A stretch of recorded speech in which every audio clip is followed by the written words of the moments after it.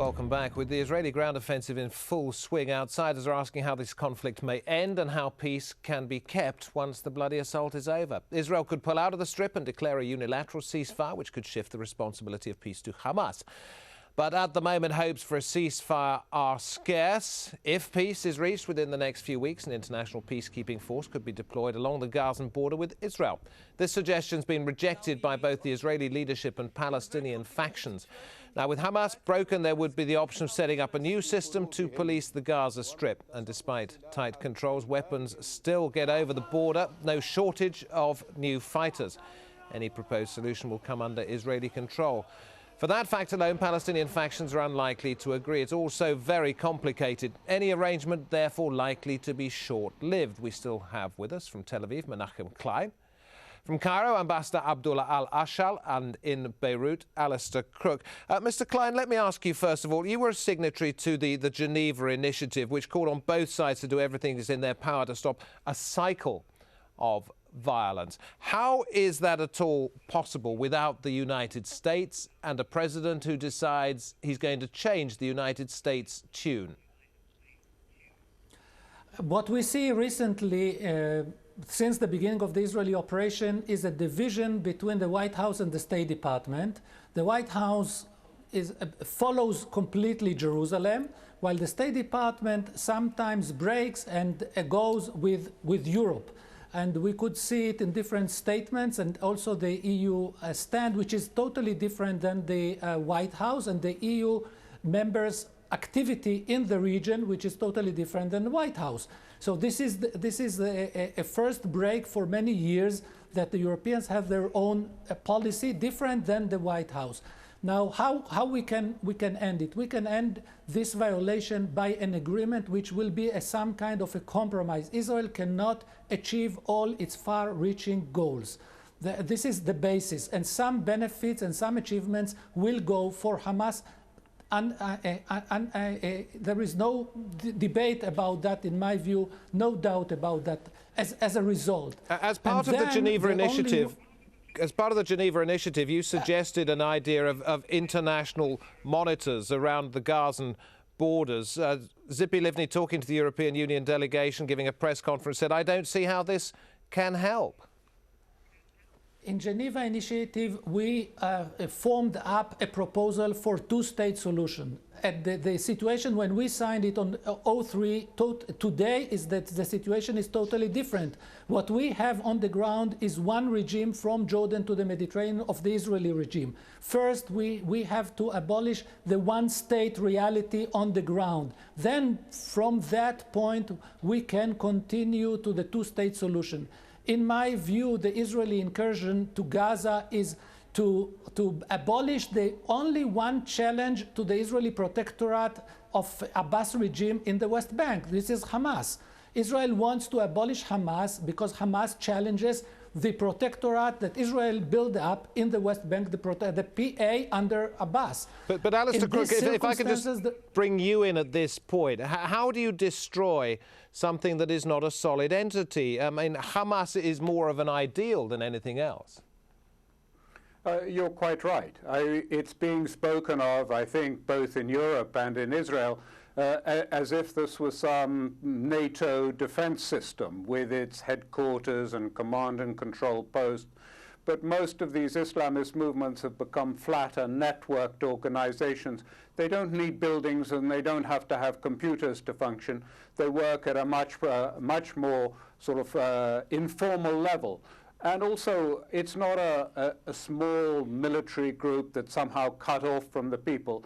It's deeply embedded at all levels and supported at all levels by the Palestinians, from university professors to people who drive taxis in the street, from young and old, women and men. So you can't simply eliminate it. It is, as you say, it's a way of viewing, it's a culture of resistance which is deeply embedded in people at different levels. And Abdullah al-Ashal, you're not always going to get support for those people who would oppose perhaps the abolition of Israel, when the new president of the United States not so very long ago said we must preserve our total commitment to our unique defense relationship with Israel. Unless they see a major shift from Washington, D.C., they're not going to believe there's very much hope of change, are they? Yeah, I don't think that anyone is calling for the abolition of Israel, but we want Israel itself to recognize Well, the Hamas Arabs is. and to recognize. No, Hamas isn't. In fact, Hamas had been presented in a very bad way, because Hamas self said that it accepts the 5th of June 67 borders. And this had not been outlined by the media, international media, I think. Hamas is calling every day that they want to have a solution, but the solution should be fair and just, according to the resolutions of the Security Council, which had been the starting point for the peace process in Madrid. So Israel, in fact, had been violating all these resolutions, and even the truce which had been arranged by Egypt, it had been violated by Israel as well.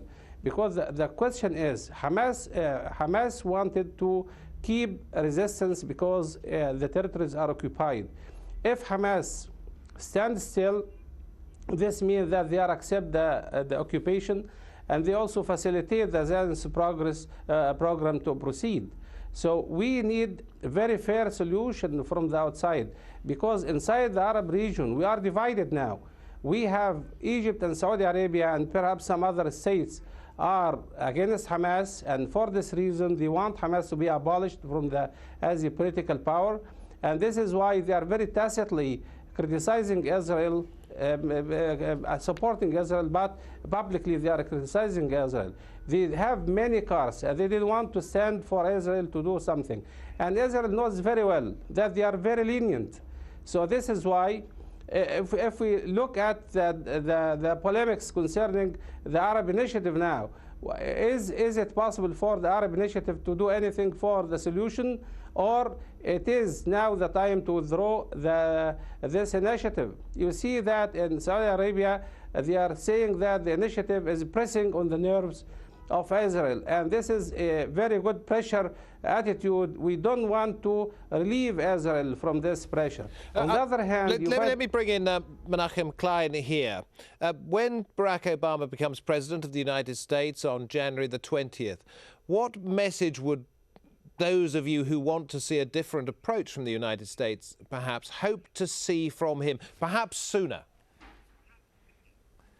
Taking the Israeli-Palestinian file as the first priority and dealing with it personally from the White House, and supervising all other administration branches' operation in order to promote a comprehensive peace between Israel and Palestine, and thereafter Israel and Syria. And what should be the first priority once he's done that? A decision to go for a comprehensive deal, not to say we don't have a chance and then let's deal with the Iranians or the Syrians and so on. This is a bleeding, severe wound that will affect all the region if not taken into an emergency care room immediately. Alistair Crook, you've been watching this conflict for longer than I have, and that's some time now. Do you have some hope with a new administration in Washington, D.C.? Not really. I think for all sorts of reasons that it's going to be very difficult for Obama to do anything at this stage. And there are limits to what the United States can do. He has enormous pressures. He has other occupations at home, the economy. But there's also a formidable array of institutional and congressional and corporate pressures that will be placed on him. And he has other things higher than on the agenda. I think that what has happened has had a huge impact on him because, of course, as one person put it to me, this is really what's happening in Gaza is Obama's Bay of Pigs, a reference to the CIA attempted invasion in Cuba that so affected Canada. And therefore, because I must bring in Abdullah al-Ashal as we come towards the end. Alistair, thanks very much indeed. And therefore, given what Alistair Crook has to say about the remoteness of change from the White House, is it not now absolutely essential for Arab governments to call a summit immediately and do their very best to sort this out when they've appeared for so long to be so unwilling? The new administration cannot do something for the Arabs. The Arabs should decide what do they need from the new administration and what do they have in terms of cards to press or to encourage the United States. The United States is not going to volunteer any demands by the Arabs or even what they have in their own minds.